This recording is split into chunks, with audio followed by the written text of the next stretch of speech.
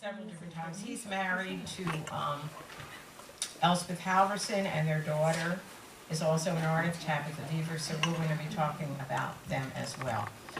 Tony started out, he was British, and he came here, came to the United States during World War II, during the Blitz, when a lot of children, I know I had a friend, someone I knew, who was there during World War II, and she was sent to the country.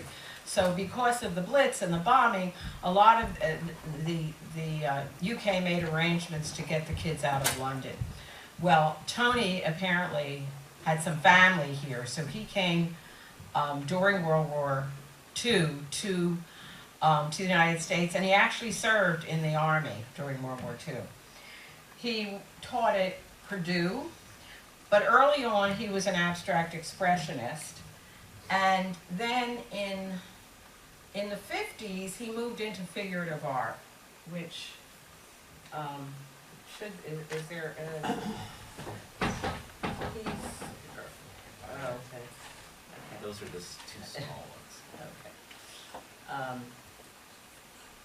Where was the piece? Where it's in the. There's a piece of his in the one piece that the museum has. That's a landscape. There it is. Okay. So that was. He started out as an abstract expressionist, and then he moved into figurative art. And in the 50s, he was one of the, there was a really interesting gallery that opened up in the mid-50s in Provincetown, the Sun Gallery. And it was a gallery that represented kind of a new wave of young artists, figurative expressionists, people like Red Grooms, Klaus Oldenburg, Beecham, Robert Beecham, people like that. And Tony was one of the artists that was showing there. And he was showing, he had kind of moved on to figurative expressionism. Not kind of like Beecham, but more quiet, and I'm not sure we have any of those pieces. Anyway, goes full circle. There's this wonderful piece that I wish I could show you. He was in Mexico, and he didn't have any materials with him, and he started working with sand over canvas, and he then moved on back to abstraction, joined Motherwell at the Long Point Gallery, and there's a wonderful piece. It's called Taos, which is related to when he was in Mexico. And it's what he did was he scavenged rope and old shoes or whatever was on the beach, and he assembled them into paintings, usually with a sand background. And there's one that has this rope. And when I visited him, and into his studio, he had all this rope that he had basically scavenged off the beach. And he used the rope, and he had the sole of an old shoe that someone had left there, and he put them together. They're really interesting pieces. However, this is the only one that's in the museum, and we could see that upstairs. He was very involved in Provincetown. At one point, he had a stroke. Probably, he died in 2008, maybe 4 or 5 years before that. But he was working on a book on the history of Provincetown. And he was a professor of art at Purdue, and after he retired in, I think, 1988. So when I started working on the book, and because he was ill, it wasn't moving along very, very quickly. After he died, I spoke to his wife, and she knew I was working on the book, and she said, well, I have a lot of notes from Tony if you want to put them in the book, but I had so much material that I didn't need it. So if Tony had lived, he might have actually written that book, because I know he was working on it. Robert Vickery, we saw last week. Let me go back. Did we get another piece by him? No. Oh, yeah, we did. Oh, good. So he was classified as a magic realist. And what that meant was that some of his work had, it's very precise and as you see, but it has a strangeness about it that, which is why they call it magic realism, almost a surreal or mysterious aspect. He went against the grain. Abstraction was a big deal when he was working, and he kind of lost favor for a while. But now, you know, in the last maybe decade, when almost anything goes in art, he's getting more attention. His work is at Trees Place. For many years, he was in Orleans, studying, painting, and I actually interviewed him in his Orleans home. He divided his time between, you had a question? I was wondering if he studied with, you know, any of the teachers. He studied, no, not with Hoffman. Okay. And his deal was egg tempera, like Wyeth. And in some ways you can relate to that. He was very, he did a whole series, and we have this one, it's the St. Vincent de Paul order, and they had these wonderful hats, these winged hats, and so he had lots, he did a whole series on nuns. What is really so interesting, though, is about the shadows that are so beautiful, and he was very big. Now, this is impossible, okay? But it's, and in terms of the abstract components of it, it's pretty interesting. So he did a lot of those shadows like this one. And then he did these he did a whole series with these bicycle, this is not in our collection. I just pulled that off the internet. The first two, that one is here, and so is that one. And this one is downstairs. We might have looked at it last week. Again, you see those wonderful shadows, that white line. I mean, it's such an interesting painting. And my favorites are these nuns. I just think he did a whole series of them, and they're beautiful. He loved the hat because he could show it at different angles, and he saw that as an abstract element in the work. It's very real. His work was very precise. And then... Except for the faces. There are no faces. They're like right, that wasn't important to him. Well, let me see. Was it yeah, there's no face there either. No, the nuns don't. The bicyclist is looking down on Right. He wasn't worried about. Right. So when we think about that, we think about how he was very meticulous in his painting, and he using egg tempera, which Wyeth probably made famous. But he wasn't really worried about capturing faces. However, he did for Time magazine, so he knew how to paint a face. He did 78 cover paintings for Time magazine of people. And 48 of them are in the Smithsonian's National Portrait Gallery. And he did the presidents, he did numerous. If you went online, you could see some of those. So when he did the portraits, he obviously knew how to do a face. But in his, fine art, this kind of work, he was really interested in other things. This is Romanus Risk. It's outside, and he did some really different things, as we're going to see. And we have quite a good collection. Actually, the cover of the book is a Romanus Risk landscape. He studied with Henshey. And for a while, he was very interested in Impressionism. It was something that he got really interested in. However, he then moved on and got into Zen and Buddhism, and this is a piece called Seeking the Tao. However, he moved on to do still lifes, and he came back toward the end of his life to what he had learned from Henshey, and he did this impressionism. And that is your reading. And actually, we didn't, Dee Dee and I didn't pick that as the cover of the book. The designer who designed the book, Schiffer, picked that. How do you spell his last name? I'm sorry, How do you The spell his artist last name. name? R-I-Z-K. Oh, Z-K. And here, what does this painting remind you of? Monet's gardens. Yeah. Lilies. And again, he kind of went full circle. He did that abstract work. First he did Impressionism, he went abstract.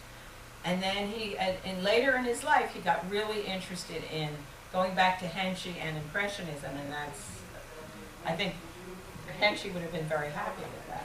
It has a strong Zen ink kind of brush painting feel about Yes. it, doesn't it? Yeah, he was interested in that brush, the Asian, again, the Zen. Yeah. I can see that influence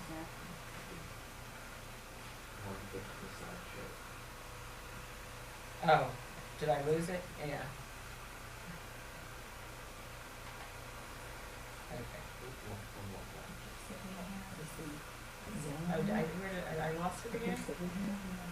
Oh, there we go. The cover is the one, yeah.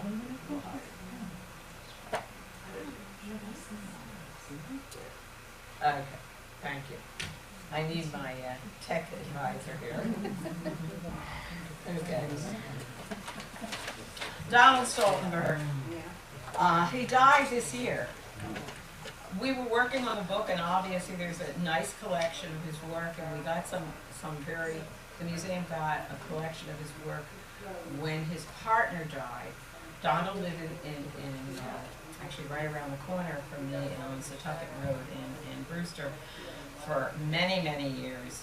And he, I had already written the bio that it's in the book, and we were getting the last time to look at proofs, and he died. So we had to change, I mean, the bio didn't change a lot, but I had to put everything in past tense. Because, and we, so anyway, he died at the ripe old age of, born in, he was close to 90 when he died. He studied at the New Bauhaus School in Chicago, and was very influenced by artists like Lionel Feininger and Charles Sheeler, Charles Demuth, who were precisionists. And he was very interested in shape, structure, and I included him in my Land and Sea book, although he didn't really paint landscapes, but he painted structures on the land. And for example, he loved to paint undersides of bridges, houses. All of these are in the museum collection. Boats, he did a lot of cruise ships. Sailboats will go. This one's upstairs in the lobby. He was fascinated by man-made structures. And he said, some people look at a bridge and they don't find it very interesting. It's not like a beautiful landscape with water and everything. But he said he felt his job was to make the underside of a bridge or the structure of a building beautiful. And he was very interested in light and facets of light. And if we're familiar with the precisionists, Charles Sheeler did a lot of, structures, faceting the light. I mean, his work verges on abstraction, I think. But he said, he did tell me that he wasn't really, at one time he tried abstraction, but he needed to have a focus on something that he saw as real. Donald Beale, who we'll see later on, said the same thing. When he paints, he he does it pretty, it moves and the paintings change very often, but he said, and sometimes they get abstract, and he said, if he loses the image, he has to get it back. So some people are very tied to something real in their, when they're working. Donald wrote a couple of books, and here's a couple of things he wrote in the book. He said, it's important for the artist to point out beauty where there seems to be none. So everybody is ecstatic about beautiful landscapes, but he was really more interested in, that's Provincetown Harbor. And what fascinates you about that piece? What is most interesting in that piece? What you're looking through. Another structure. What you're looking through. Yes. It's more interesting than what's behind you. Me. Right, you're looking through that. But what he was really interested in, here's another one. These are not in the collection. These are not. But that's the underside of the bridge. What I find what's so interesting in his work are the diagonals. And you see them all the time. And the suggestion of motion. Yeah, exactly. Yes. And a diagonal, when we think about it, when we think about line, a horizontal line always suggests a landscape. It's quiet. A vertical line has a little bit more drama or excitement. A diagonal line really expresses movement. And look at all these diagonals that he did, and how he facets the light through the underside. This is a cruise ship, a big ship. But if you looked at that, would you know it was a cruise ship? By the big fat pipe at the end. If you tell us, but not, Yeah, if you tell us. if you tell us. These are not, this is not him. These are not, go back. These are all, that's in the museum. These are in the museum collection. That's I think called Harwich House. And also beautiful. Look how he's, again, the roof line and all these, even as he's faceted that light, all these diagonals. So that's a house that's static, but do we feel that movement? Yes. And that, I think, really has to do with the diagonal line. So when artists are working, and we'll look at maybe Anne Packard, who always does these quiet, and who, artists want to express who they are. I'm in teaching this course in Wellfleet. I started, and one of the artists we talked about yesterday was Jim Holland, who doesn't have any work in this. I don't think there's any of his work here, but anyway, he does these very quiet bayside. The water is serene. There's almost no clouds in the sky. It's very quiet. He lives in Brewster, has a studio in Orleans. When I went into the studio, it was as neat as a pin. I mean, and most artist studios are a mess. And his was so neat. So I said to him, Jim, this is great, and his studio kind of looks the way he paints. And he said, oh no, I cleaned it up for you. But I'm guessing that that's the way it always is. It's so neat. And it's so are his paintings. Anyway, actually Donald's studio was, he did a lot of work. He did collagraphs, he did prints, he did watercolor, he did, all kinds of mediums, painting mediums, and printmaking. And actually his studio was pretty neat too. But you get a sense, an artist really expresses themselves in many ways. And if you get to see their studio or what they look like, sometimes you can guess, okay, that's what their paintings are going to be like. And his is kind of that way too. I mean, there's a precision. he was related, he was very influenced by Charles Sheeler and Charles DeMuth, both of whom were in a group called Precisionists, which is very typical of these kinds of works. Yes. One more thing, I spoke with him. Just yell out, because From- sometimes I can't see your hand, it's dark and the light is, yeah, go on.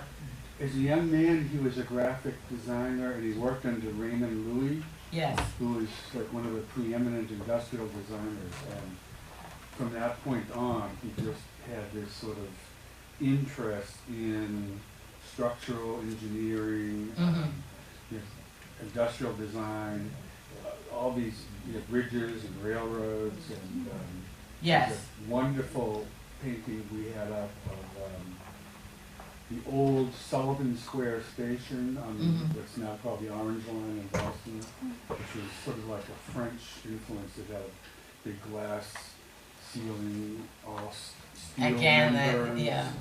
And I remember as a little kid, going through there, it always just struck me. And I was talking to him about the fact that, as a kid, I was just so influenced by that. I mean, I was just I used to love to go there. The trolley cars went up a slope into the station, and you changed to the elevator trains there, and there were always pigeons. So And he I told was, him when I saw his painting of it, I hadn't thought of it in years. And I saw his painting of it, and that very night I had a dream that was set back, when I was a kid. So I was telling him about it, and he was just saying, "Oh, that's one of the best things I've heard in years." although he studied at a new Bauhaus school in Chicago. It's the Chicago Institute of Design. And that's where he became influenced by Sheeler and, of course, Cézanne and the Cubists. So that then translated into, he was a graphic artist. A lot of artists, to make a living, were commercial artists, were working as art directors, or teaching, because it wasn't always easy to make a living as an artist. So he had that influence, and then before he moved to the Cape, he lived in Boston on Commercial Street, and he had a view of the harbor and the boats, and he got very interested in cruise ships, and he did a lot of work for the cruise lines. And a week or so ago, they had a kind of celebration of life for Donald and his partner, and the trustee asked me to come and speak, so I was there, and they had a lot of work that showed he did work, and they made posters out for Cunard and some of the major cruise lines. And then they showed a lot of photographs of him and his partner, and they were always on cruises. So he must have done this work, and I don't know what the deal was, but he probably got free cruises. And there were a ton of photographs of him and his partner, who had been together 60 years. Wow. They met in the 50s, and they were together, and his partner died. And within months, I think, Donald died. So, but I did get to interview him, and he is in my first book. And actually, he's a favorite of mine. I love his work.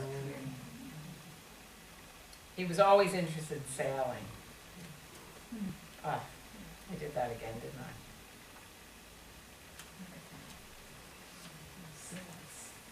So I need your help, Benton. Yeah, just click on slideshow and it'll start. You should be with her all the If you time. can get the cursor over to the slideshow. Part of the problem is I need a mouse to do Okay. this. So Okay, let me get you a mouse. I can't get up there. Which cruise lines did he work for? I never use the pad. I always have a mouse, and I just never. I tried to get up there. Why couldn't I get up there? Say tomatoes, say tomatoes. You're adding. So, well, having a second Yes. What happened? I still want to research. I accept if I get word on it. Transition. Does anyone know the name? So think of those diagonals when we look at some of the other work.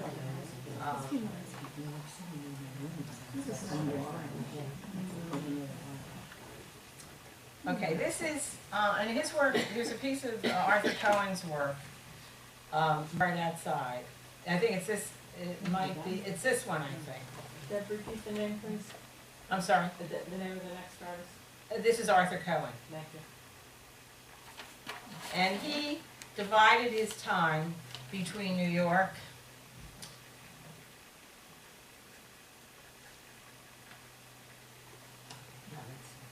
Why is this not happening? No, What's going on? I don't know what's going on. You, I don't know, I'll look at Slide the I don't know where. got a light of its own. I don't know, I'm into Bob Henry. Where did that happen? Big university, how does it fit sitting there? I've never had anything before. This is fun. You know? Because one easy example. It was very cool. Oh, you know that. Maybe that, when you put that in, what was that? Oh, forget the mouse. Forget the mouse. Oh, those are tough. Yeah. But I wish I had taken more courses.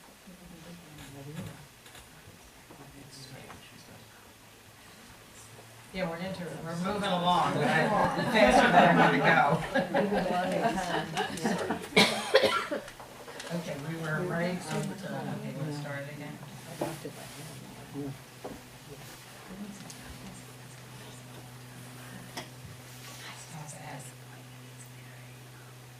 There. Okay. So, Arthur Cohen divided his time between Provincetown, Somers, and New York.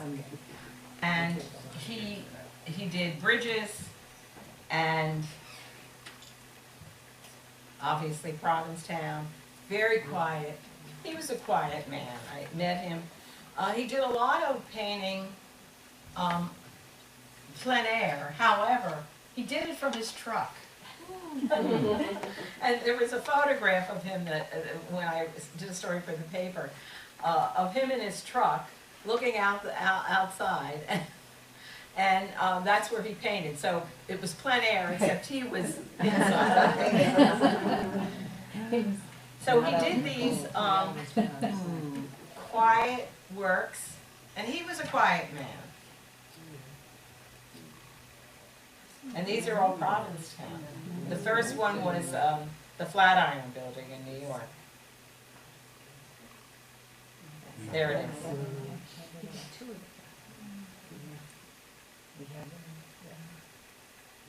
Different than, how would you compare him to Stoltenberg? More organic. More in the landscape. Stoltenbergs are almost abstract because they're a little bit pulled away from the landscape. And simpler. And Stoltenberg That's is how concerned. complicated Stoltenberg's work was, with all those, angles and structures and facets of light. I mean, it was really pretty interesting how, these artists were contemporary. Let me see. Donald was born 1927, Arthur 1928. But I also think Stoltenberg is so sophisticated because he's moving, you feel like you're moving. You're in a car going by or something, or you're walking in the, where... With Arthur? No, Stoltenberg, that Okay. moves two things. He moves the light and you. Which Right. is, and he has the angles, which are, so you're looking through something because you're walking by, I think, or driving by, I think. And, which is very sophisticated, really. Oh, yeah. Very sophisticated, yes. You're in the space as opposed to looking at it from a distance. Or moving through it. Yes. And when we think about it, there's that quiet, that horizon line. There it is again. It's quiet. Yeah, I find it like there's a static to it, Yes. very, Timeless. it's very peaceful. There's a vertical, a little bit more drama in it. Of course, it's New York and Provincetown. And we think about New York, Provincetown. New York is exciting and dramatic, and Provincetown is horizon lines. So, okay, this is Sal Daldeo, who long time people probably know Sal from his restaurants. He came to Provincetown in the 40s. He and his wife settled there in the 50s. Josephine recently died. He is the father of Romolo Daldeo. We do not have a piece by Romolo. He's a sculptor, and he's also in Provincetown. So Sal has a long time association with the art colony. He not only ran restaurants, he was a fisherman, he was a carpenter. He makes his own wine. He is a very robust, kind, very warm. He spoke here. They had a show of his work here. Did someone, and there must have been 100 people that came to his talk, because did you go? Yes, and his wife was in the front row he kept putting the microphone down, and she kept saying, Sal, Sal.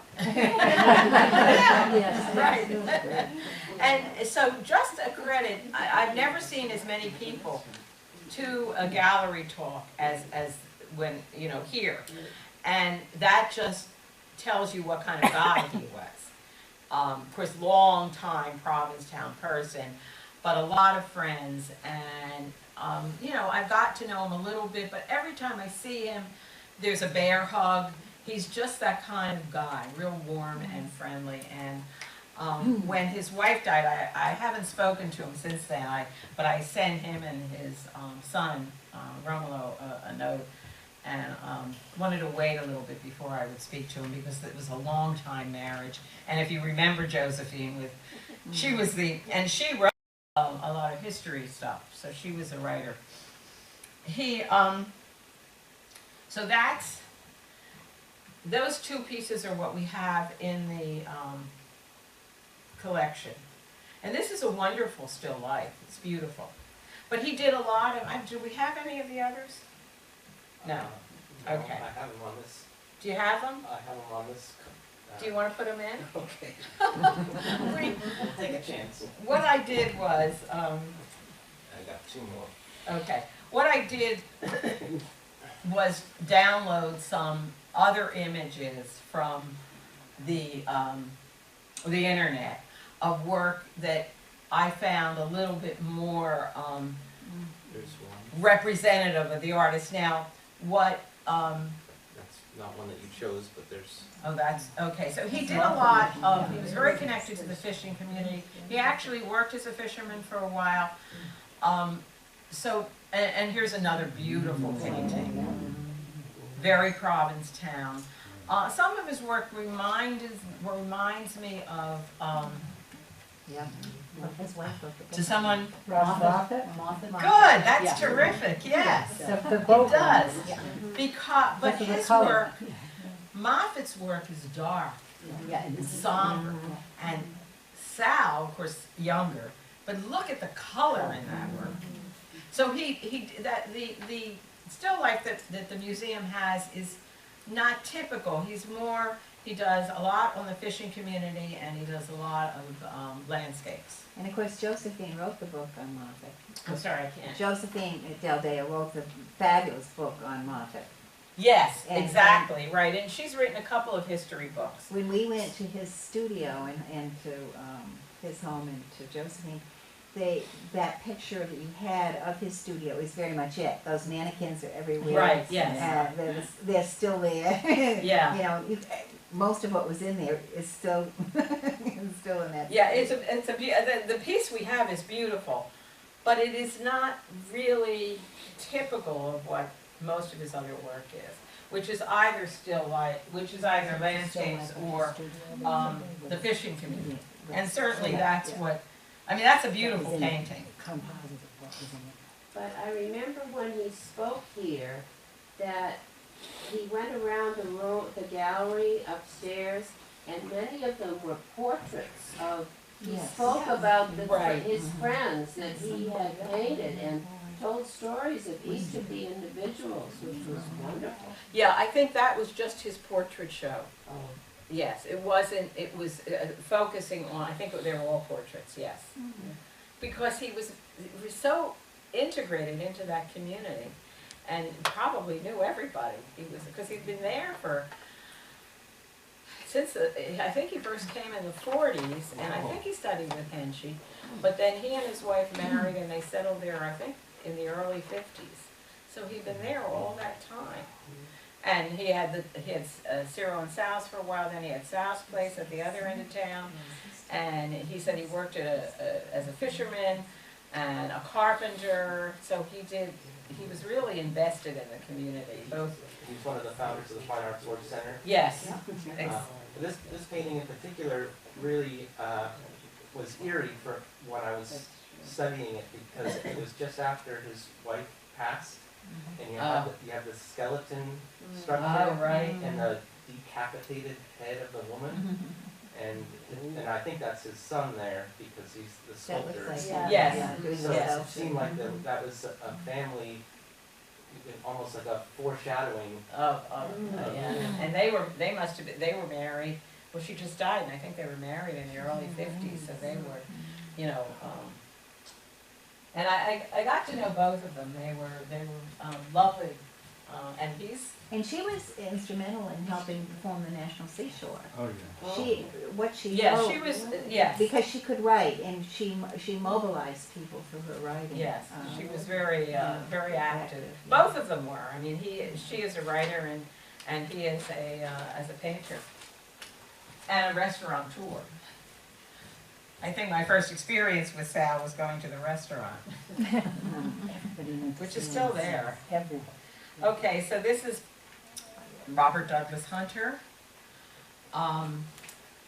best known for his still lifes. And I interviewed Bob, and people must have seen him around. He always reminded me of a light shines my eyes. A country gentleman. I was on the collections committee with him, and he would always come, you know, everybody would just come casual, and he would always be wearing a sport jacket. He would always look so elegant. He studied with Henshey, and then he also studied with Gamel, and was in Provincetown for a number of years studying. He was very influenced by the Boston School painters.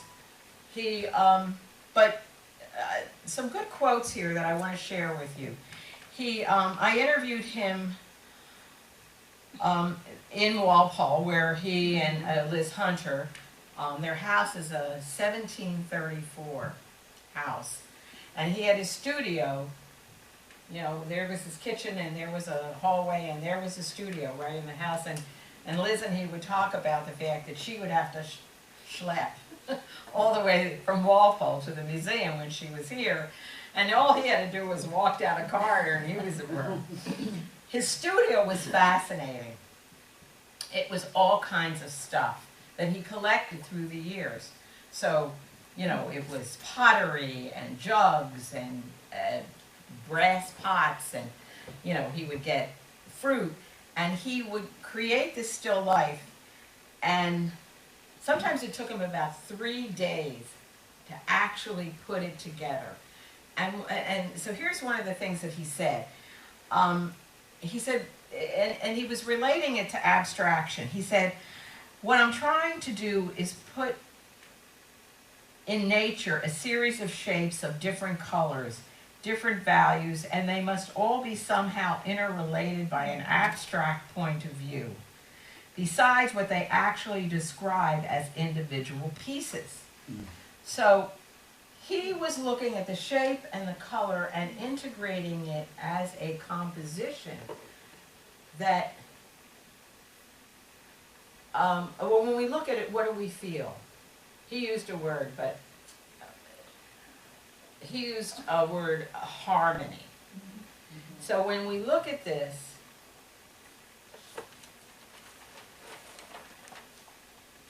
there is the way it probably took him longer or as long to arrange a painting. Now, this one is against another painting, if you see, and this one, and this is a, that one is against a wall, painting by, or Wharf, which one? And when you look at it, so he copied that painting and then he put this still life with shells in front of it. At his opening, one of his students said that he would use a technique where he would have the images burn into his retina and then be able to turn his head and transcribe the image that was on his retina onto the canvas. And it was something that you had to train yourself to be able to do. But he would be able to see what he had been looking at directly on the canvas. Yeah, it was, he also told me that when we were in the studio, he had a little stool here, say, and the still life was there. It's a big space, and then there was the canvas.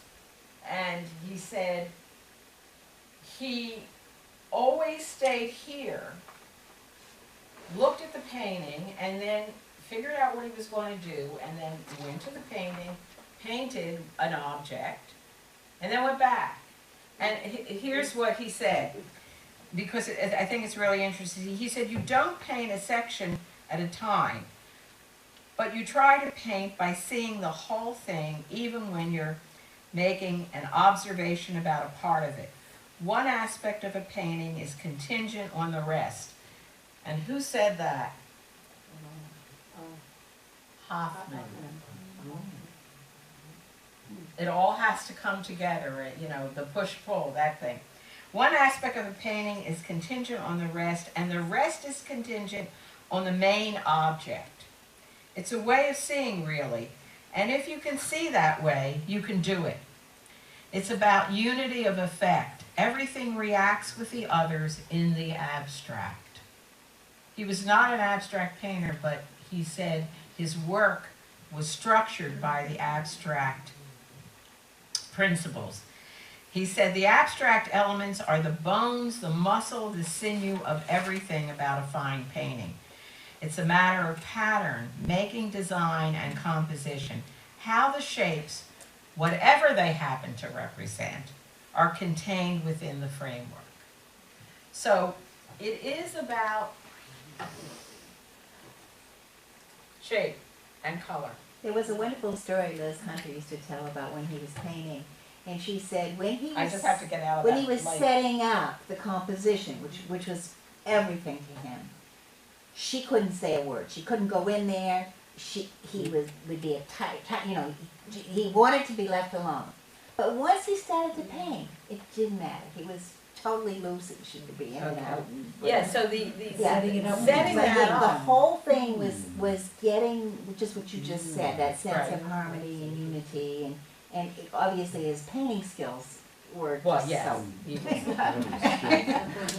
And actually, when you looked at Bob, you would have guessed that he painted that way. Yes. Because of the way he looked. He was so precise. You would have guessed that. That's very All of nice. these pieces that we're looking at.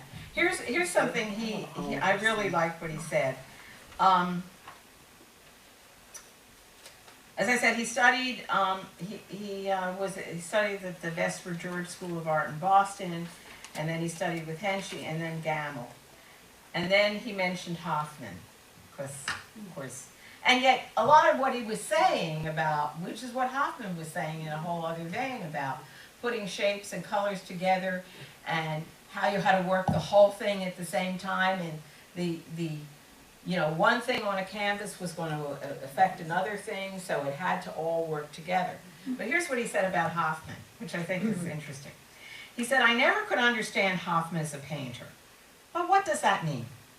Probably that I was insensitive to the fine qualities of his work. I'm very serious about that. So you say to yourself, so you don't like it. Does that mean it's not good? You only say what you like. You can only say what you like. Basically, what you like is intuitive.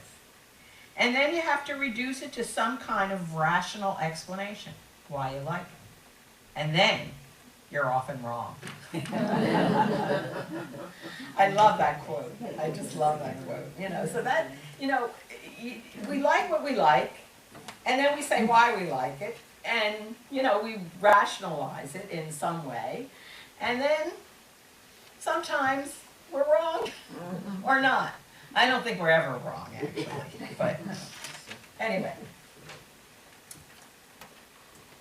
And he also did these landscapes that he did very quickly. Not that one, because that's a painting of, and he did portraits. All of these are in the museum collection. Okay, this is Paul Resica, born in 1928, still alive and working. Did we get any more of his pieces? Yes. Yeah, okay. So this obviously is is the monument. He started out as an abstract expressionist as a teenager, and he was very interested in, and he ultimately later on studied with Hoffman.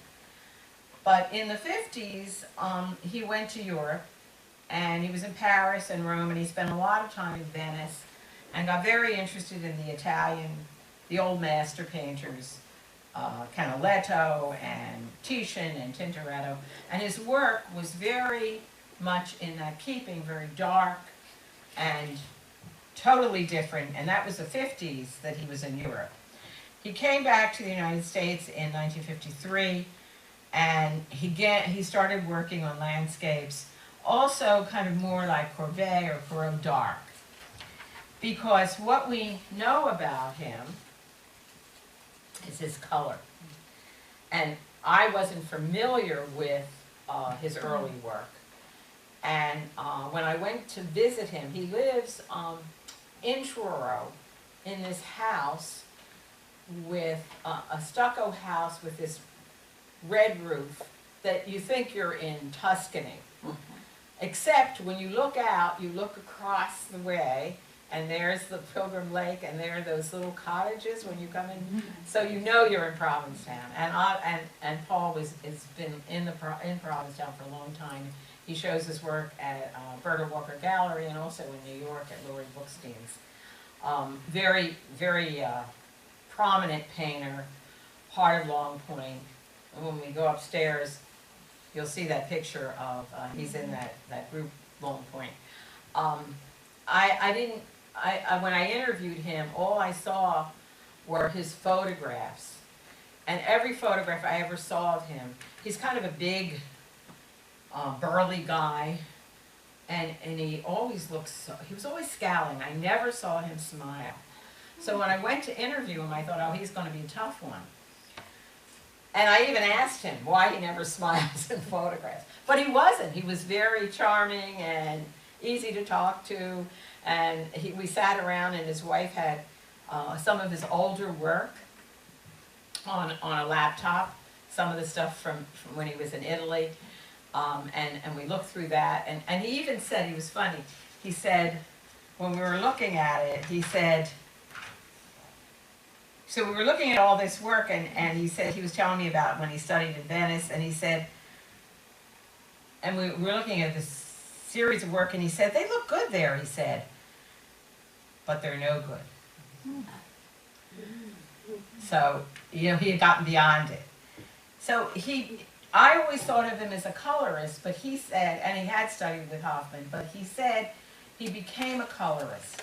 He wasn't, because certainly he wasn't when he was in Italy, and then when he came back to the United States, he wasn't either, because he was painting these Corot type landscapes. But Hoffman resonated in him in the color. And he also began to simplify. So he did a whole series on piers and boats and Provincetown. You saw the monument. And I don't know, do we have anything else? No. But this is typical, this is not in the collection. This is typical of his boats. He did a whole series of, a lot of them were piers. You could see a suggestion of Provincetown. He was very inspired by the seaside in Provincetown. Not necessarily the landscape, but later on, in some of his work in Maine, he was. But mostly in Provincetown, it was the water, the boats, the piers. And yet, look at this piece. What he did was he simplified these forms. And a lot of them are really just suggestions of, I mean, we want to compare him to Bob Hunter. I mean, and if we look at some of the work, you see these swishes of color. He didn't do a lot of detail. And certainly with this one, which is, it'd be great to have one of his boats in the collection. And actually, I don't know if I told Dee Dee this, but I'll tell you, and I'll tell Dee Dee later. He shows at Berta Walker's gallery, and I had a couple of emails back and forth with Berta, because I've known Berta for years, and I said to her, and she was, when we were working on the book, we had some gaps in the collection, and I talked to her, and she spoke to the artist. One of them is, we'll see, a Brenda Horowitz that we got, and an Elspeth Allison. Those are artists in her gallery, and she persuaded them to, or in whatever, to donate a painting to the museum collection, and they are in the book. And they were like last minute. So anyway, I've known Berta, and she and I talked about what work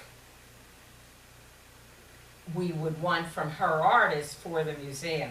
And my last email from her said, well, what else do you want? So, and I actually did send her a list. I haven't spoken to her since she had some surgery. But she's very generous, and I would love one of these pieces for the museum. Really. So anyway, he was kind of an interesting guy. He did a series on the Provincetown piers, the boats, the vessels. And he said he does a whole string of them, and then he's finished. He's done. And then he goes on to something else. He also does flowers. He also does these wonderful lighthouses that are very structural. He's very interested, you know, when we look at his work, we think of the color, which is so strong, but he's very interested also in shape. And you can see that here. So hopefully we can get one of those. So he said, we went into his studio and we were talking, and he said I like an obvious motif. So whether it's boats or flowers or a pier or these little cottages. He did some wonderful paintings of these little, don't we have that, one of those in the collection? Of the little cottages along? I think we do, yeah. Is it in the book? So we don't have it here? Well, there's Provincetown. No. So I have the book anyway, but anyway, I thought that we do have one of long horizontal. Deborah, Yes. Are you familiar with the book by Arturo Vivante that he illustrated? Oh no, I don't know that I am. No. I find it so interesting because he used an onion skin overlay to make less precise, and he's pretty precise in his forms and so forth. The illustrations in this book. It's a book of short stories by Vivante. Okay. Oh, okay. Yeah. Well, anyway, he was one of the artists in Long Point with Motherwell, and is back and forth between Manhattan. He lives, in fact, he lived on the East Side for many years, and his wife is a photographer, Blair, and then he moved a few years ago to the West Side, to Riverside Drive, and he said, oh, she needed a view of the water.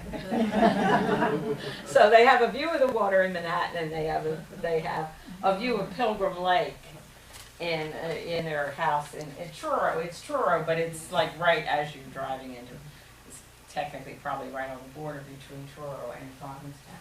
This is Del Filardi. We have several of her pieces. She's still working. She actually has degrees in physical education and dance, and she lives in Truro, and she does these wonderful birds, which really look like they're just going to take off. Very exacting.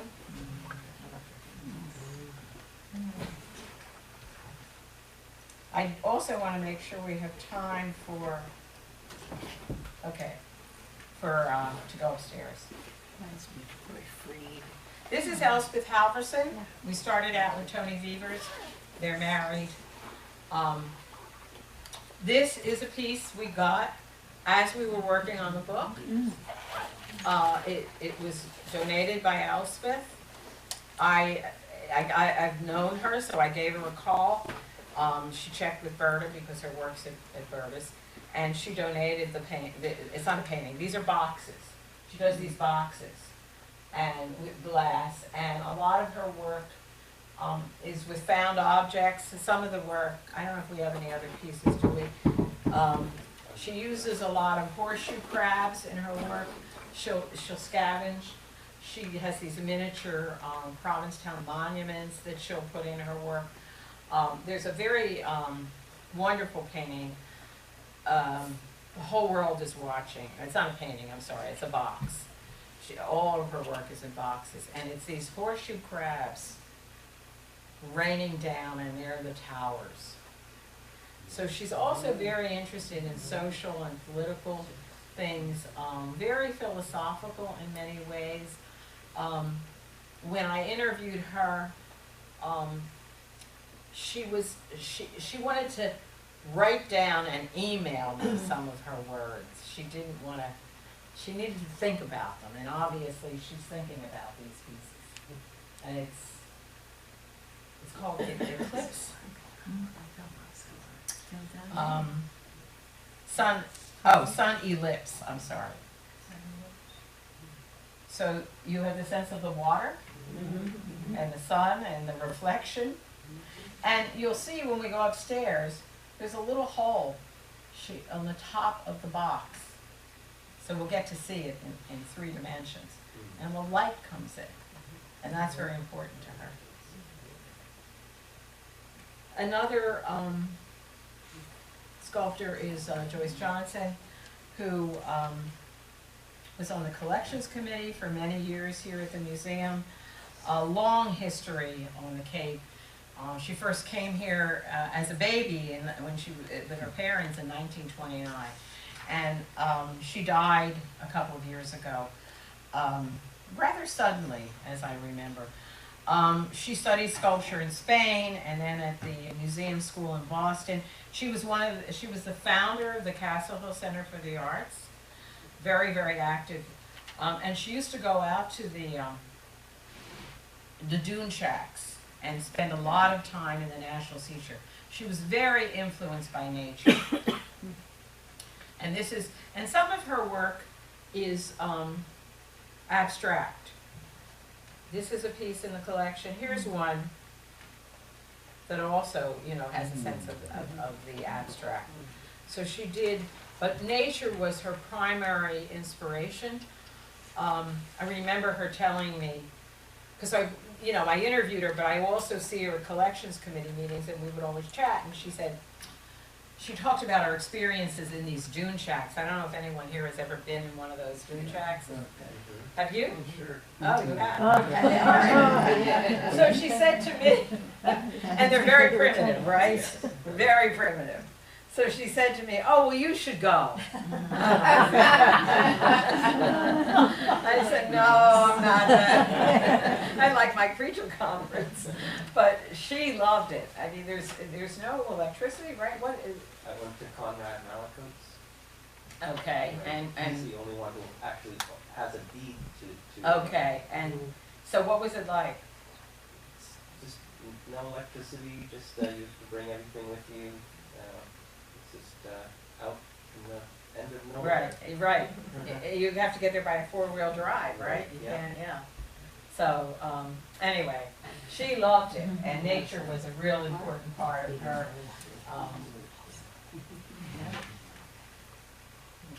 And this is down here. We'll see it. It's kind of interesting. It's a relief, and it's on the what's it called? I think it's birds in flight. I don't. Can you see it? Yeah, you can see the birds. But when we go out there, you'll see it. You know, because it's on flat. This is Haynes Ownby. He studied with Hoffman. He's from Texas. And one of his influences was another student of Hoffman, Myron Stout, who was also on that film I'm telling you about. Maybe next week, can you find it? Maybe we could set up a time. We have a copy. Yeah, I know you do. Maybe we could show it. We won't have time during the class because it's a half an hour and I want to get through everything. But maybe we could schedule a time. Why don't I put it on at 1:30 or before the class? Before the class? Oh, okay. So next week is the last class. So if you get here at 12:30, what, it starts 1:30, maybe 12:30? Okay, 12:30. Yeah. It runs just about, it was on PBS and we had to keep it to 30 minutes. That's what we had to do. But I think you'd really enjoy it. So if you want to get here 12:15 or so next week, we could see the film before. Okay. Or we could do it after. I don't know. What does everybody do? Before is probably Before. Okay. Yeah. And you'll see some of the artists that I'm mentioning here. You'll see Chaim Gross. You'll see Tony Vevers, Reggie Cabral, who was a collector. I think you'll enjoy the film. I mean, it's basically talking to the artists about their experiences in Provincetown. And Myron Stout. So Myron Stout was a student of Hoffman, and his work, we don't have anything by him in the collection. But he had an exhibit at the Guggenheim, and he was in Provincetown for many, many years. He studied with Hoffman, and his work was mostly black and white, not unlike what you're seeing here with Haynes Ownby. So Haynes also studied with Hoffman, but was very influenced by Myron Stout. Minimalist. Most of Stout's work was black and white. And he said he loved black. But Haynes went on to do a lot of geometric abstractions. And look at those jagged edges. That's pretty. How does it make you feel? Yes. Edgy. You like it? Yeah, my eyes are vibrating. Here's something that's a little quieter because it has a circle in it. And circles are quieter. So when we think about shape, we always think about color, the emotional aspects of color. And some colors go forward, and I mean, this dimension here, you can see it. The warm colors tend to go forward, and the cool colors tend to stay back. And you've got horizontal, vertical, and circles. Circles are quiet. There's another jagged one. Yeah, now So that he was I- he was a Hoffman student, but geometric, very different from Hoffman's work. Did he study optical art? Because it looks like he might be playing with a bit of that. I'm sorry? Off arts. Yeah, op art. Looks like he might be playing with some of the principles of op art. You know, Oh, with the yeah, receding yes, and- oh, exactly, yeah, or minimalism or Yeah, I don't something know like much that, about it, yes, but it right, looks like yes. he might have The been play of color, building because on of that. the red and, you know, how it moves, there's a lot of motion there, isn't there?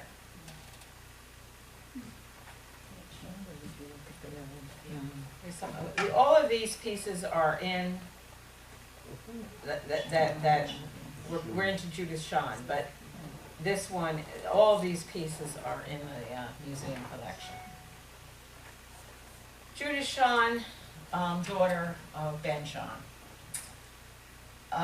Her parents were divorced pretty early on. And she had a difficult relationship with her father.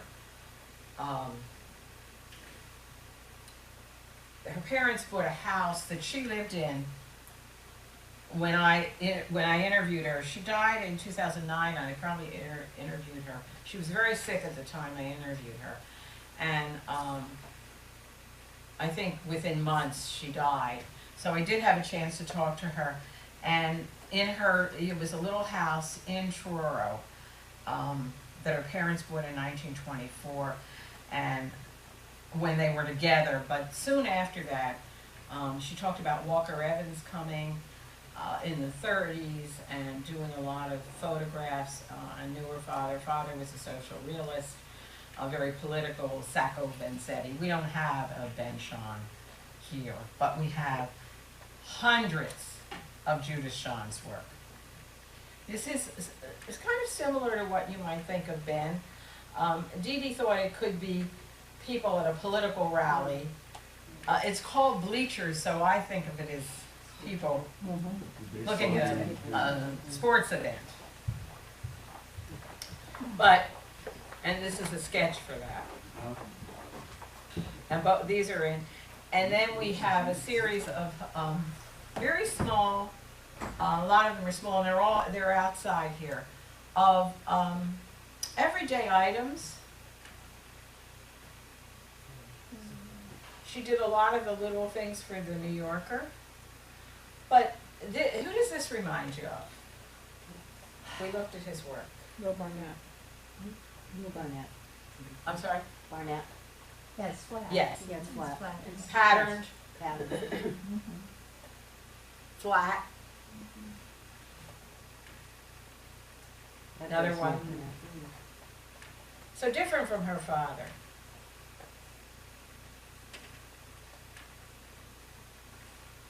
And we have several hundred. I know when Dee Dee and I were trying to figure out how many to put in the book, and there are quite a number of them in the book. She did a lot of these porches.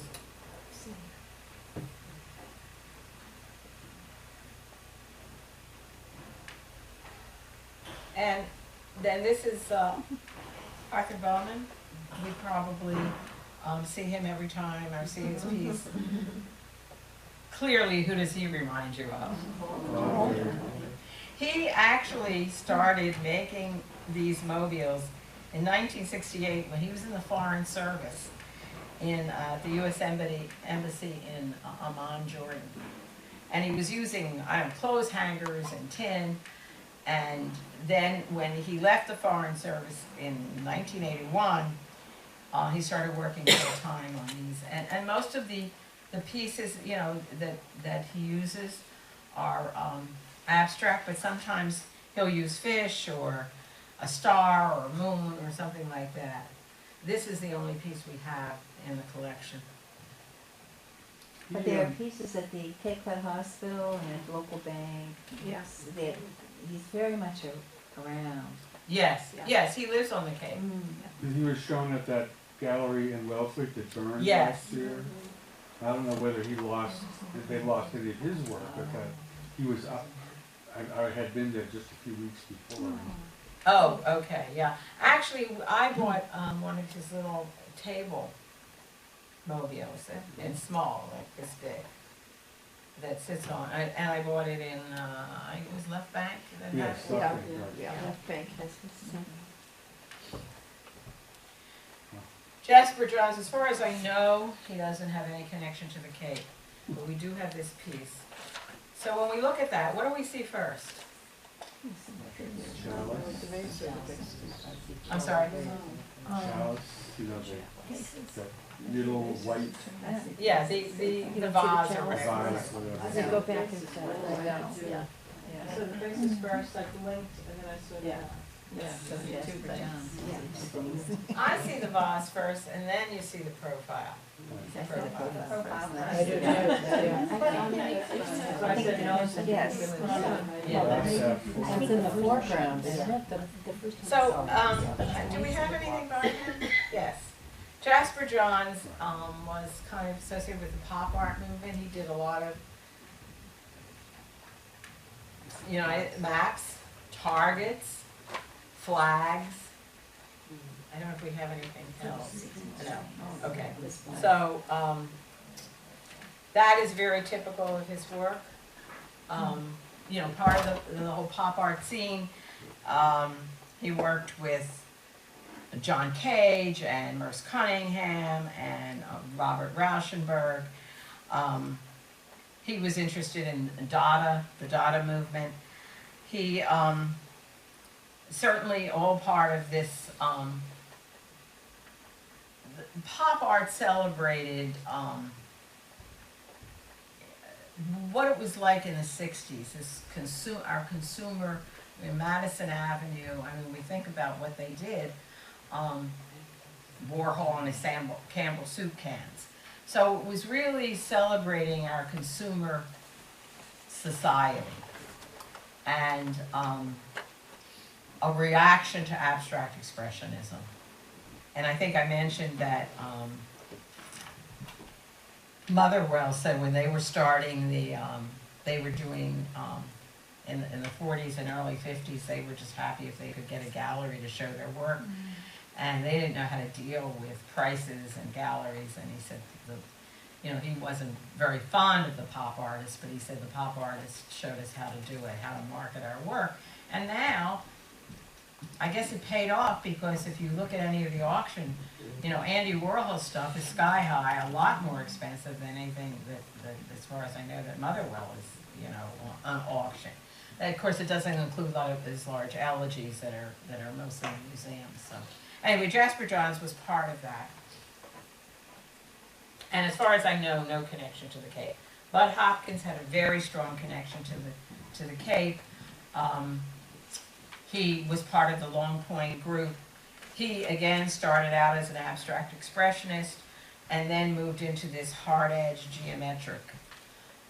The Guardian, this is a piece that we'll see upstairs that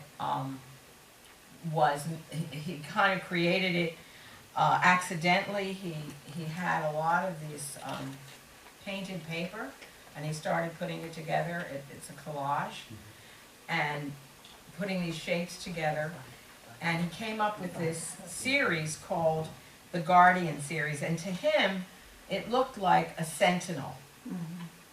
The head and the legs, and abstracted. And then he did a lot of wood pieces, sculptures, cut out wood pieces. Did a whole series. His daughter, Grace Hopkins, is a photographer. She runs Berta Walker's gallery. And I spoke to her recently, and she said they are interested in, and I haven't even told Dee Dee this, so you know it first, that Grace is interested in donating another piece of her father's work. This piece we also got at the 11th hour when we were working on the book. We didn't have a Bud Hopkins, and I said to Dee Dee, we really should have a Bud Hopkins. And I know Grace, so I call it Grace. And we got that. It's small, but you'll see it upstairs. It's a collage, but it was the beginning of his whole Guardian series. And he's in like major museums, the Met and MoMA in San Francisco. Coughlin, we saw his piece. This is Samuel Beckett, and he did wood engraving, and he did a lot of Irish writers. He did James Joyce, George Bernard Shaw, Sean O'Casey, and this is a woodblock print of Samuel Beckett, the author of. Who is this, Debbie, who is this again, please? Oh, Jack Coughlin is the artist. Jack Kaufman? Coughlin. Okay, Coughlin. okay. Coughlin.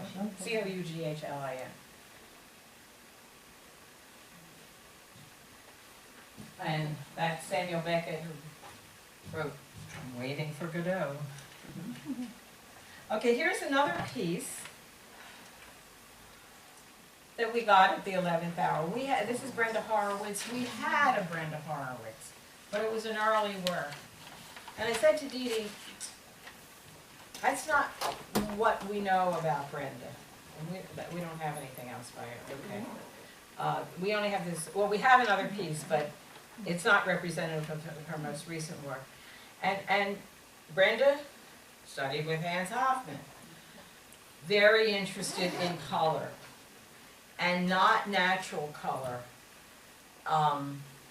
This doesn't exactly, this is also, as I said, we got this at the 11th hour.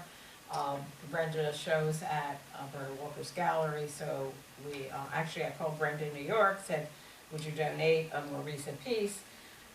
And she gave us 2 or 3 choices, and we picked this one. This does not necessarily show, she will sometimes do a red sky or red water. So her colors are not natural, they're fauvist. She was very interested, obviously, in Matisse, and she studied with Hoffman. But also structure.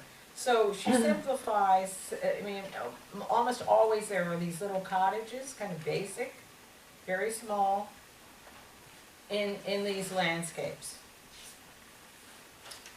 And the images are flat, not at all, you know, very little perspective. I mean, you see that that's behind, but it's pretty flat.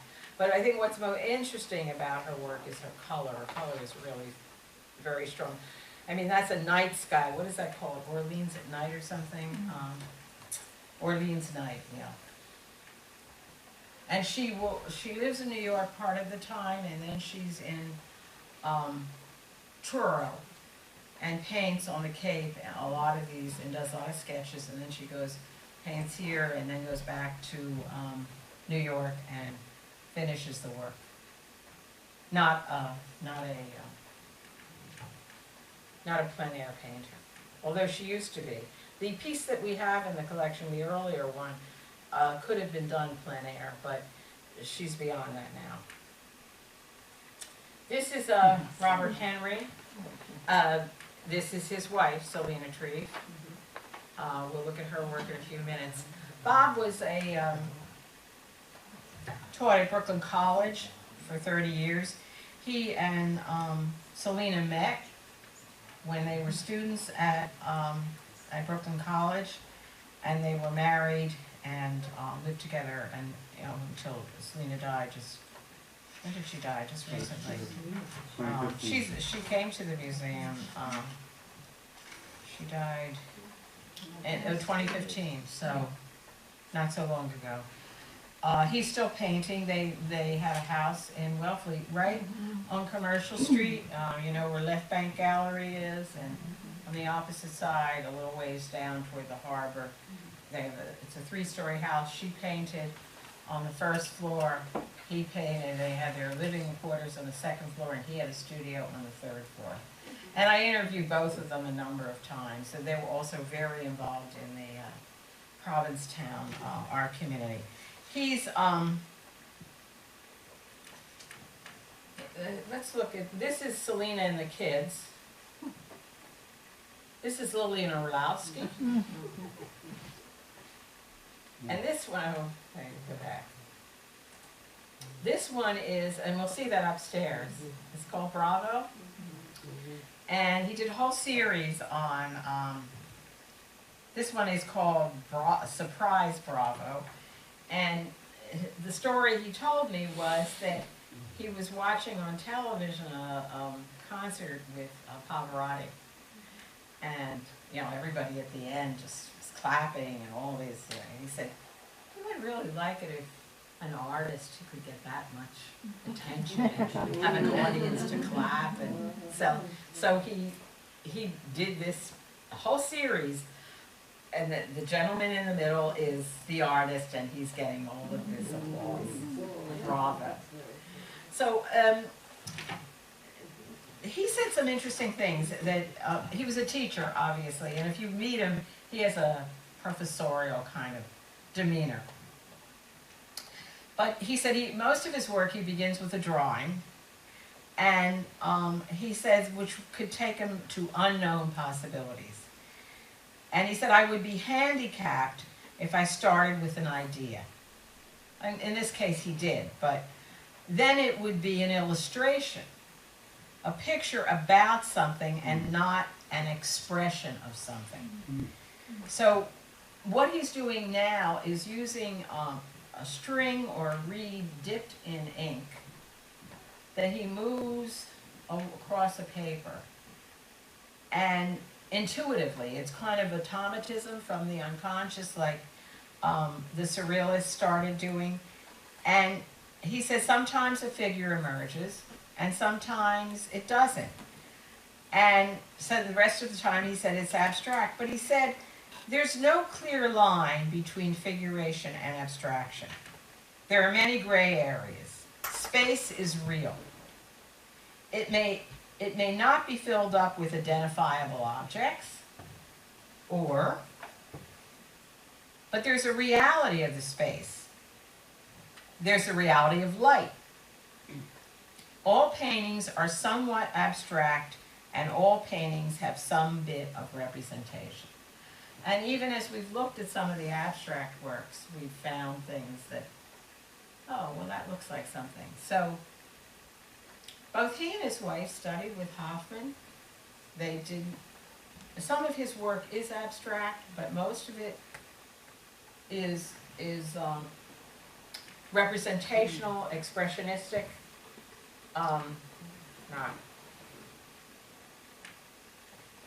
And he is an example of a Hoffman, oh, I want to keep this. He's an example of a Hoffman student that didn't become an abstractionist.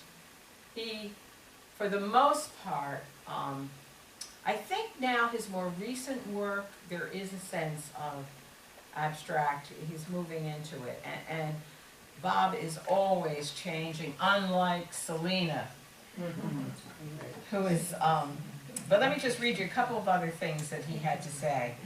He said, he was talking about Hoffman. He said he taught a structure in a way that promoted whatever his students wanted to do.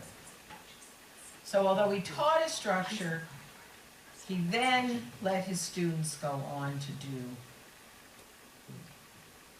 what was their inclination. He said his work tends to be, Bob said about his own work, tends to be emblematic of basic concerns. He said they're metaphors, kind of like Bravo, you know, getting applause, we all want recognition, we all love to have applause. And then he said, I feel I'm always telling a story, but the stories are open to interpretation. And his moods change. Some of them are darker, some of them are lighter. Unlike his wife, who we will see had a very different approach. But I want to just go into, let's see, before we're going to, this is Ann Packard. And there it should be. That one is in the collection, and it's upstairs. And she had some interesting things to say. she lives on Commercial Street in Provincetown, right on the water. She looks out of her window, and there is McMillan, the whole shoreline, McMillan Pier, everything is right in front of her. She is kind of a fascinating lady in that respect. She came to Provincetown in 1977 after a divorce with 5 children. One of them being Cynthia Packard, who was also an artist, and in Provincetown. And she said when she was married, she said, when I was married, I stayed in the kitchen, but reading Betty Friedan's The Feminine Mystique was a defining moment.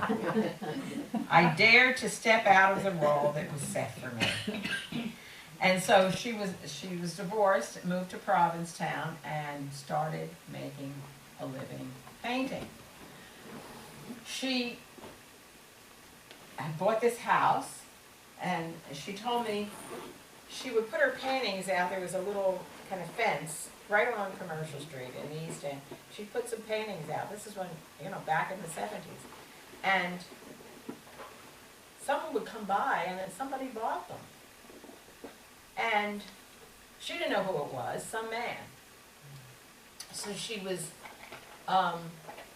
in town one day, and she sold the paintings to this man, but he didn't tell her who he was. And she was in town one day, and she was with a friend, and she pointed out this man, and she said, oh, he bought a few of my paintings. She said, well, that's Robert Motherwell. The friend. So she said she didn't understand Robert Motherwell's work, but obviously he had an appreciation for what she did. Yeah. So Good eye and good price. we talked with her about the horizon line, and she said sometimes her horizon line is high, sometimes it's low like this one with a big sky. And she said, here's what she said about that. I've lived with a horizon line for 40 years. It's my torment and my delight. A torment, I said. Yes, she says, it's a torment when you can't capture the image that she was looking for. But she's looking out this window. I mean, she has this fabulous window. I mean, this is what she sees. And she says, the frustration occurs because I want to encompass all of it in a painting. And when she isn't able to do that, she says she's frustrated. And when she does, it's a delight. She said she's just, when I first called her, because I included her in my art colony book, because she has her own gallery, long time Provincetown artist. So I called her up and told her what I wanted to do, and I never met her before. And she said, well, I don't know why you want to interview me. I'm not part of the art colony. I said, what do you mean? You've been here for all these. No. She said, I'm a loner. I don't get involved. She had some issues with the art association. They had never given her a show, whatever. Anyway, she's a loner. She said, I don't go to cocktail parties. I don't mix. I just paint. That's what she does. And raised 5 children. Which I guess was somewhat of a challenge. But she said, but she's a very earthy, outspoken woman. But there's this quiet inside her, and of course the view. So she said, I'm a very solitary person. I like being alone. She never remarried. I'm not lonely. Solitude is not loneliness. I feel when I'm painting, I'm in a zone that's so quiet without conflict. It's where I go to meditate. The painting process is a meditation. And she thinks that her viewers will find her paintings nostalgic. It reminds them, she said, of another time of their childhood of innocence. So she was very thoughtful. Her paintings are very simple. They're the coastline for the most part, although she did show me her sketchbooks because she travels, and her sketches are a little bit more vibrant and lively. But then she says, Debbie, was she trained particularly before she took to it, or was it a natural?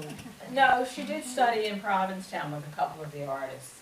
But she didn't go to art school or anything? No, no. Her grandfather Her grandfather. was Max Oh, Bohm. Max Bohm, Yeah. right, right. And so So there was genetically, this she art was- in the Yeah, she family. was genetically Okay, so inclined. when she came, she probably was painting when she was, before she read Betty Friedan. But, so she said, we talked about these solitary boats that are often in her paintings, and she said, when I paint a boat, it's not a painting of just a boat. The boat is my vehicle to get to this feeling I have. I love boats. Less is more. And the mood, it's the mood I seem to paint over and over. It's solitary, she said, but it's not lonely. She said her work is about atmosphere and space. It's not intellectual, it's visceral. So you do get a sense of her mood, I think. Very quiet. Sometimes, as in this one, she loses that horizon line. It's gone. I mean, you might see a suggestion of it, but it's gone, as opposed to here, where it's clear. So that is her nemesis at some point, you know. She's always working on that. Okay, how are we doing in time? Oh, good. So, we're gonna do Selena Tree. It's 5 after 12, and then we'll go upstairs. Or start down here, actually. So, everybody is familiar with Selena. She does clowns and actors and dancers, and whatever she does is a mask. The face is always the same. So of course you have to ask her what that face is about. And she said, I don't really know. She said, the faces come out of my mind. And I was talking to her in her studio, and she said, they're sort of my family. And she pointed to an old photograph, I think from when her family, or, you know, her several generations back, were in Russia, and it was this old photograph, and I don't know, a whole group of people that were her family, and she said, see, those are the faces that she was saying. But she also said that she never paints a face with a smile. She said all clowns are sad. It's hard to be a clown. That's why so many of them, even the Ringling Brothers one, she said, had tears coming down. And, you know, the sad clown. The faces have kind of a neutral expression, but they're always the same. And they're in these leotards, or some of them are like pilgrims with these big hats, and there's a static aspect to them, and yet in some ways there's an anticipation. I often think of her paintings as kind of being like a stage set, because they are theatrical figures, and they're almost like ready to step off the stage. That's, you know, the feeling that I get when I look at her work. But here she said something about she said the faces have a neutral expression with a tinge of sadness. One of the things I want to show is pain. We all understand pain. It's universal. Humor, she said, is different.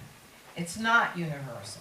Depending on, you know, cultural influences, she said, people respond differently to what some say, or some of us see funny, and so humor is really culturally based, whereas she's saying sadness is not. It's more universal. She also talked that her work being based on the abstract, on the structure and relationship again of shape and color and volume. And then she said, what is reality? Who knows? My paintings are not imitating reality, but they have a reality all of their own. And when we think about that, even an abstract painting, it's real, it's there. It doesn't represent anything in real life, but it is its own reality. And when we look at these paintings upstairs, we should think about that, whether they're representational or abstract. We should think about they're real. They're paintings that they don't have to necessarily represent something else. Or they do, but whatever. All right, so why don't we can start down here. Next week is the last week, and actually there are quite a few of the artists that I've interviewed. So if we get here maybe 12:15, we can see the film, and then we'll go into the class. I hope I would have time to get reaction from you about how you like the class. Debbie, what would you put her in, not to put her in a box of genre, but she studied with Hoffman, obviously she's a wonderful colorist with those goat pictures. Right. I think her colors are spectacular. But what generally would you say, if someone said, well, is she impressionistic, is she this or that, what would you put a name to it, or can we not? I don't think she belongs, no. She's not in a category. No. She's in one of her own. Yeah, as is Bob Henry. It's not like Jasper Johns, Right. who you could call pop, or Beecham, who you could say is a figurative expressionist. I mean, So she's no. just a unique artist Yeah. in her own. Yeah, I think That's like Picasso's clown. You know Picasso's. Yes, Yeah. salt Yeah. and focus. That's the only thing Yeah. I can bet at your money Yeah. now. Okay. But I don't see her in a particular. Well, she doesn't have to be, but I just wondered if you Yeah, felt no, that I there don't was- know. Yeah. I mean, I look at it and say it's expressive or figurative expressionism. And when you say figurative expressionism, you're talking about, first of all, figure representation, but not reality in the same way that even Bob Henry's the figure. It's not the pristine kind of figures that Bob Hunter would do in terms of portraits. It's more expressive of the individual artist and how they, but it is representational. Like she said, she's not copying these clowns or these actors or whatever. They're her own reality. Her own Did you creation. say she was Russian descent, or did she come? Yes, Yeah. yeah, but I think she might have, I'm pretty sure. This photograph that was in her studio looked like it was out of the late 19th, early 20th century. But I think probably, I think she was born in the United States. So there was no trauma there that she. Not as far as, no.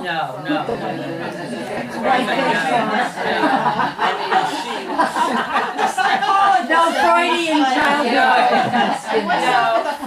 I don't think she was like Chaim Gross, who came here in 1921, but most of his family was killed in the Holocaust. She was born in Brooklyn. Very She- sad. Yeah, I was pretty sure she was not. Not. But her family, her ancestors came from, yeah. That's what this photograph, yeah, looked like. Speaking of photographs, did you see the photograph in her studio of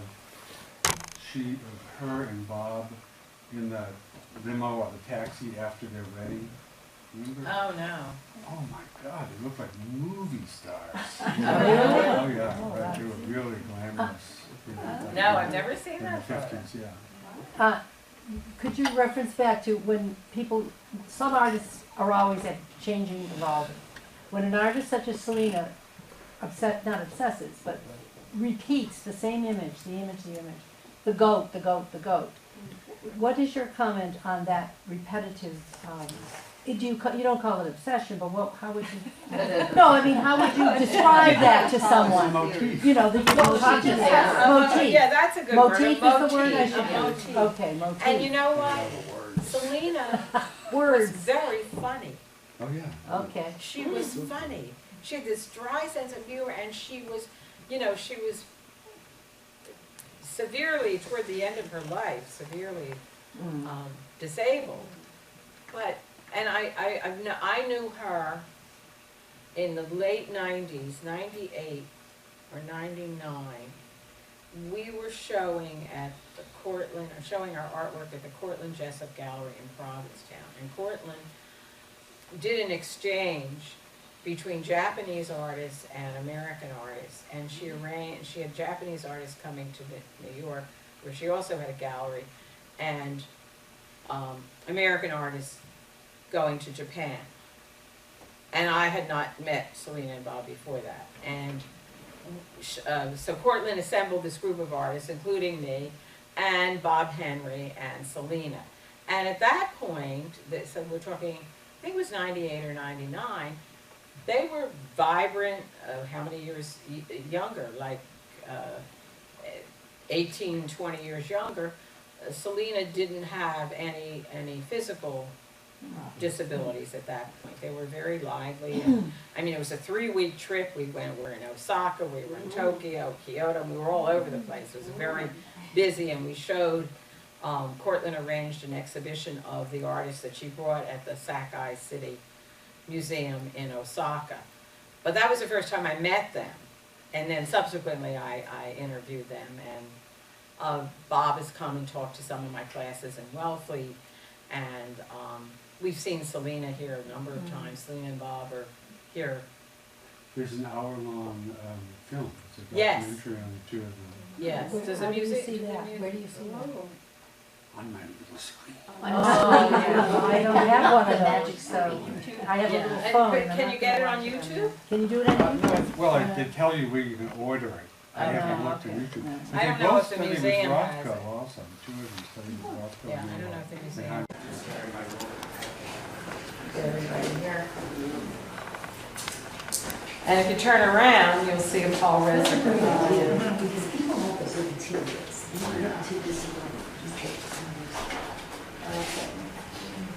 And you can see the Hoffman color there. Yeah. I think there's some pieces down here. You might want to look at. Oh, here's another from the bridge. So you've got Provincetown. This is also an active bridge. You're getting tapped. You see them big.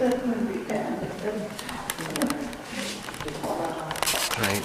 Here's from Alice Risk, Seeking the Tao. It's a collage. It is, it's very nice. I like it a lot. Here's that bridge. Yes. It was pardon me? It was sort of seen before. Yeah, it was on the screen. This is 100 years after the bridge was built. It was built in 1883. Okay. This is the 100th 100th anniversary. Nice. It's alive. And it will last 600 or 800 years the way that was built. Really? Yeah, as long as it's kept up. Yeah. Yeah, that was a major feat when they made that bridge. Mm-hmm. And there is I really like the circus. he loved light, but not the light we think of as landscape. Yeah. I happen to love his work. I don't have any other pieces. I don't think there's much in here.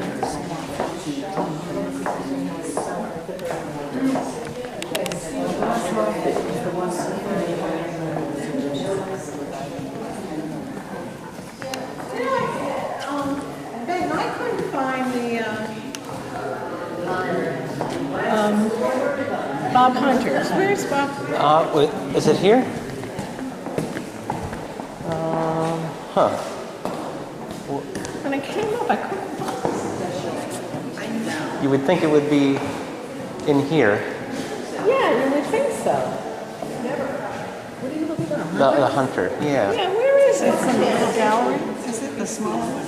Is it? I don't know. I think we have We do. We have a bunch of them. Right, but we don't have, We don't have a still life? we do have a still life, but I don't think we have, We don't have it up? I think we have portraits, more portraits. More of his portraits, okay. Right, so. All right, so here is.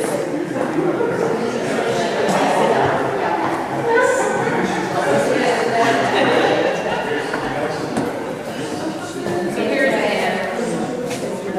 And you really, she lost the house. She probably got sick of it. You know, but you get lost in her atmosphere.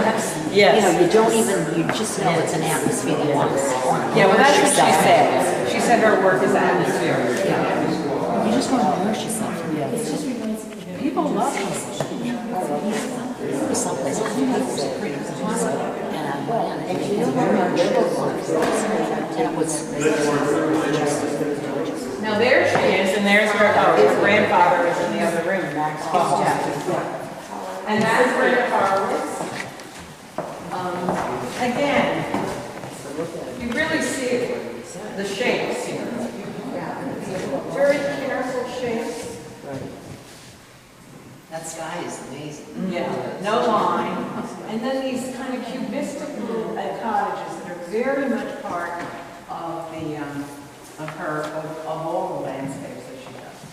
And always colors that are not natural. They're more natural here, but I've seen some of her paintings where either the sky is a red, redder than that, a real deep, rich red, or the water is red. So she doesn't care about creating natural colors. And that's certainly what she's like.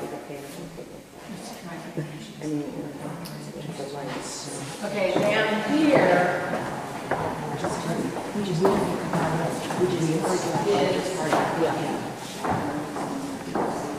hanging together. Selena and Bob.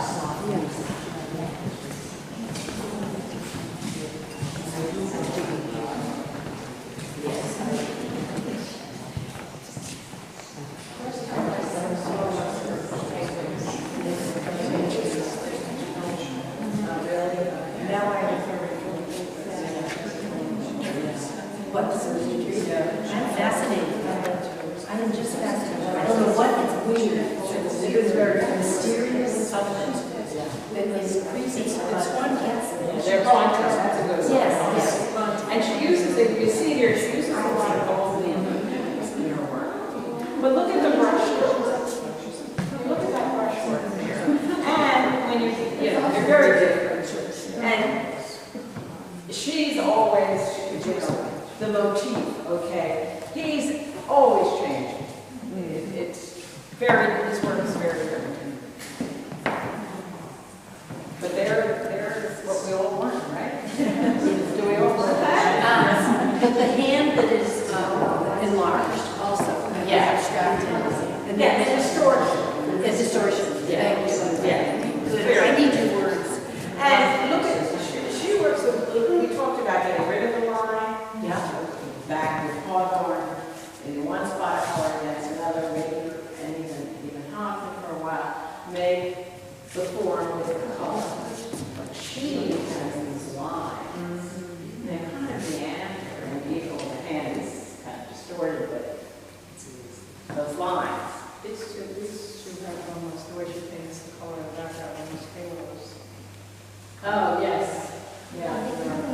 Muses, you know, it's like they know something, and they know something. They're not telling us, but they're not going to reveal it. It is very, they're just,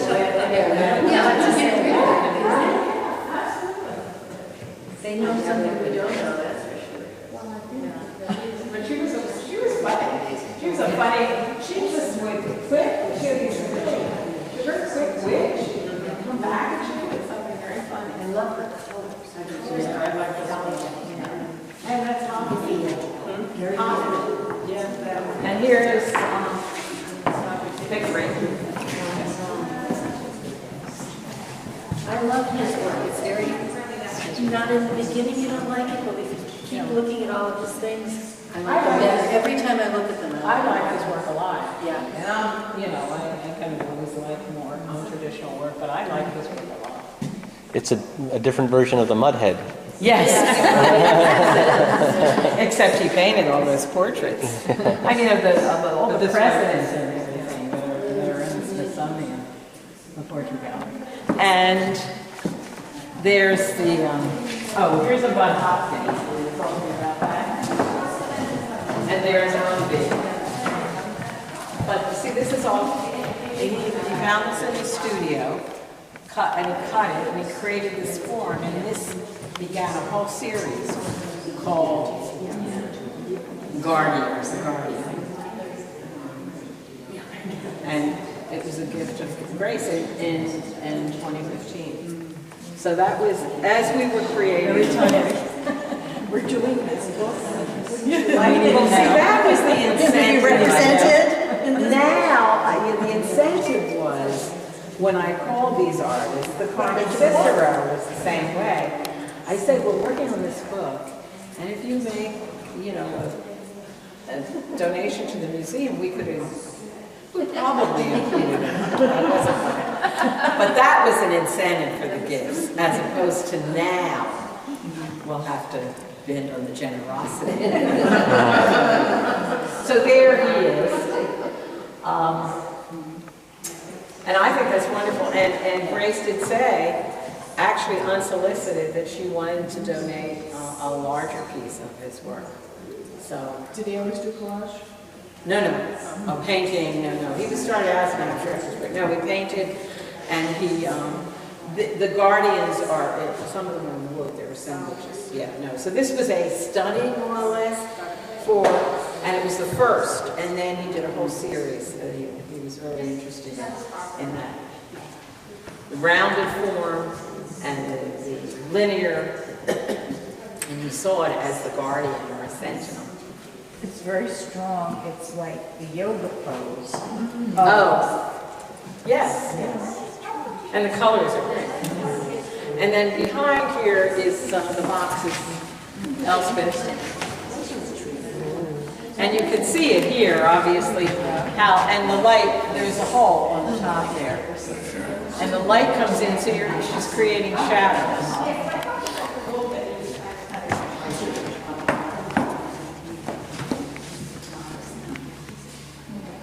Well, the overhead lights is on. Yes, the light is coming through. Yeah. That's very, and that's what she does. She does these boxes. Some are smaller and some are bigger. But the one that the whole world is watching is very moving. Because she would collect these big photographs, and there were 5 or 6 of them. It was a horizontal, all kind of coming down like bombs. And there were the twin images. Where is that piece? Do you know? I don't know. I thought I sent it. Maybe I'll try to send it again, and we can look at it next week. Just out of it. Actually, it's in my book, the landscape book. That's where I got it. It was in one of my folders. I think she was in the landscape book. I get them mixed up. Okay, now I know where to look. She was in one of the books. I don't know if the shop is open. They have one book. I don't know if they have that. Anyway, I think that's it.